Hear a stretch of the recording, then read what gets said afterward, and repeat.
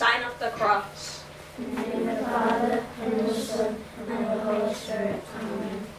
Our worship is entitled Dare to Dream. When you are thinking of career choices, what comes firstly to your minds?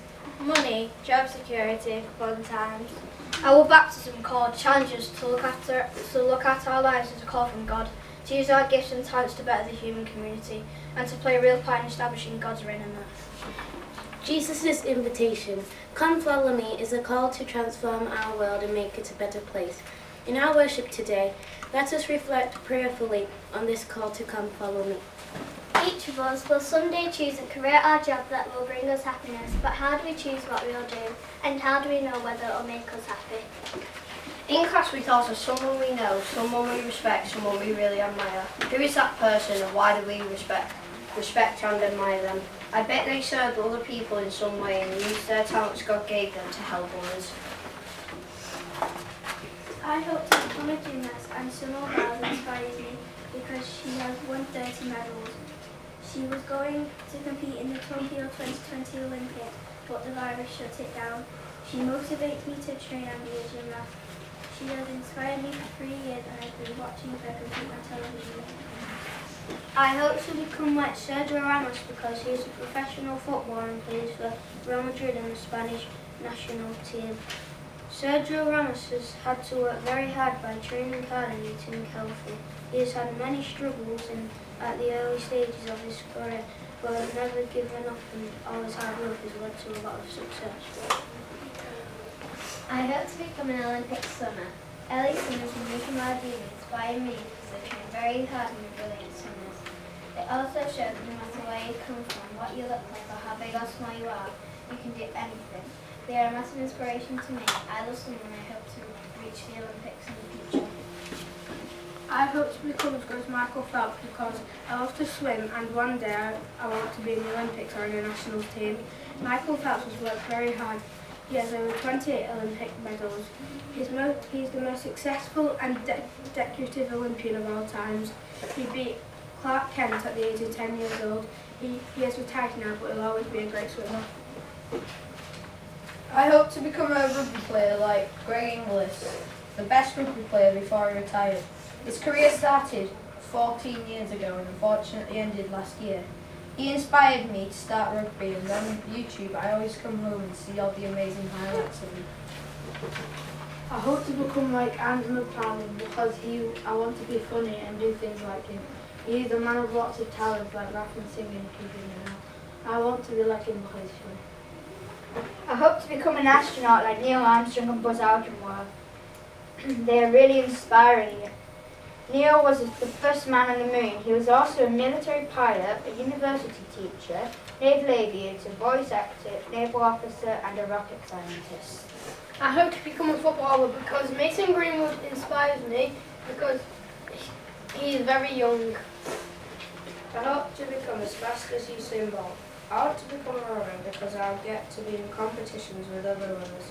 It might be hard, but all that matters is trying my hardest. I hope to become a teacher or a childcare worker because my Nana Carl, Auntie Ellie, stepsister and my mum all have worked at nurseries. I'm inspired because I love to help and care for children and I would love to make this my job. I know my family hope and I love to see smiles on children's faces. I hope that my dream can come true and I can make my family proud. It takes courage, love and commitment and I think I can do that. I hope to become a scientist, and the person who inspires me is Albert Einstein, and I'd like to research things no one has ever researched. That would make a big difference in human understanding. I admire him and his achievements. I hope to become a football player like my Uncle Brandon. He inspires me because he does cool tricks and he's really strong as well. I like how he does his football practice. I hope to become a professional footballer and play for Manchester City. My inspiration is Phil Foden because he's a really underrated youngster. He showed me how to play football and when to show off my skills at the right time. In the 2018-2019 season, he was on the bench and barely came on, but in this season, he's in the starting 11, a reward for all his hard work and commitment. I hope to become someone that cares, like a teacher, or maybe someone who works with children, like my mum's first job. She inspires me to never give up and to love others. Her job was to care for disabled children. They all loved her. This job needs to be supportive, loving and kind. That's what I want to show others. I hope to become a dance teacher. My dance teacher, Charlotte, inspires me to be a good dancer, as I can be. She is the best ever. Charlotte choreographs dances for competitions too. I hope to become a footballer. Ronaldo inspires me because he sticks to a strict diet and routine. He trains 3 to 4 hours a day. He said in an interview, age doesn't matter, I feel motivated. I hope to become an actor like Will Smith because I want to be as famous as him someday. Like Will Carroll Smith Jr., Will Smith is an actor, producer and rapper. Talent like that makes a lot of hard work. I hope to become a gymnast, and Max Whitlock inspires me because he is a 5-time Olympic medalist. 4 years ago in Brazil, Max Whitlock became the first British gymnast to ever win a golden medal. Even when he fails, he tries and tries again, and that inspires me to never give up with my gymnastics, as I would like to be a champion too. Sir David Attenborough inspires Mrs. Cody to always simply enjoy observing the natural world. Would you ever consider using your talents to help others? What do you want of us, Lord? Where do you want us to serve you? Where can we sing your praises? We are your song. We hear you call our names, Lord, and we are moved. Your spirit stirs in our deepest cells. Sing your songs in us. Above, below, and around us, we hold it like Song it. your spirit burns deep in us.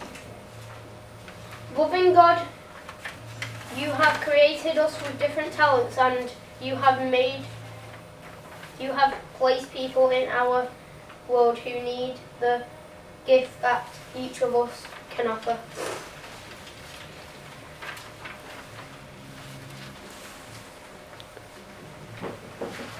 Help us to think about our future as a way to answer your call to develop and use our gifts for the good of our community. Grant us and courage and wisdom to respond to your call. We have many guides to help us think about the future. Some tell us we should make a lot of money, and others tell us the career life moves. And power are all that matter. But there are other voices who see that our future are bound to God's presence in the world. These people encourage us to realise that our ability to solve problems, imagine new futures, design or repair machines, care and educate children, cure diseases, are a way that God calls us to continue to bring God's love to the world. Our exercise books give us many wonderful examples of people we can look to for encouragement and guidance. Tamzina Haitian, who's on the front of our computer books, is a scientist from the developing world. She says, "My research aims to make technology usable and acceptable in solving real-life problems for the betterment of humanity." John Clark is on the front of our maths book. Mathematician and codebreaker whose work at Bletchley Park during World War II saved countless lives. On the front of our science book, we have Mark Richards, who is a scientist. He says, "Know yourself, be yourself. As they say, it's always better to be first-rate you than a second-rate somebody else." Margaret Clifford was a saint and martyr, and she is on the front of our religious education books. She risked her life by hiding priest in a priest hole. She stood by what she believed in and protected her loved ones, in particular her family, right up to the day of her death. As we think of our futures, let us listen to God's word and allow its message to penetrate our hearts. In biblical times, Samuel, a young boy, worked under Eli, a very old high priest. This reading from the Old Testament describes Samuel's failure at first to recognize that it was God calling him. It was Eli that told him it was the one. Let us go to the temple in Israel, where the boy Samuel lives with our high priest, Eli. Samuel! Samuel! Sir, here I am. Samuel, my boy, come to my bed. My eyes are so dim. My eyes are dim. I am so old.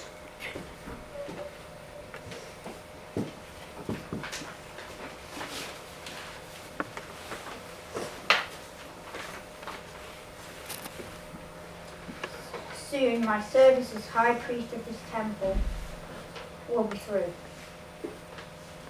What will I do then? Continue in my faith. Continue in your faith. God will show you what to do. Are you all settled? Yes, thank you, lad. Now go to bed too.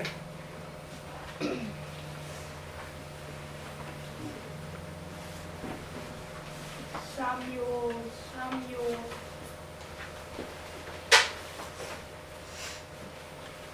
Here I am, just a minute. I'm coming. Here I am, you call me? I did not call you, my boy. Go. Lie down. Get some sleep.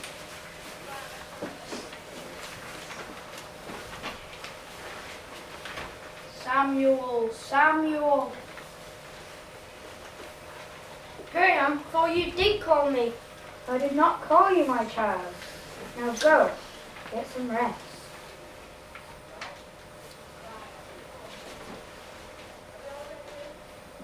The boy is full of faith. I wonder, could it be the voice of God calling him? No. In all my years, I've never heard God's call. And Samuel is still a child. He does not yet know the Lord. Samuel.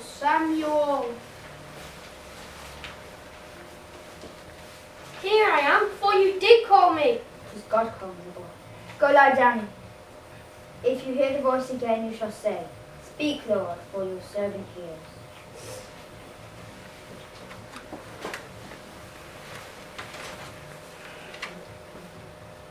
Samuel.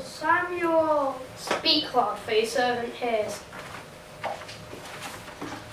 This reading is a reminder that as followers of Jesus, baptized in his name, God calls us to use our gifts for the service of our brothers and sisters. When we have a special talent, do we think of it as God calling us to a particular vocation in life? Whatever our talents, God invites us to use them for more than making money, gaining security or finding success. For we are called by God to heal our broken world. Let us pray.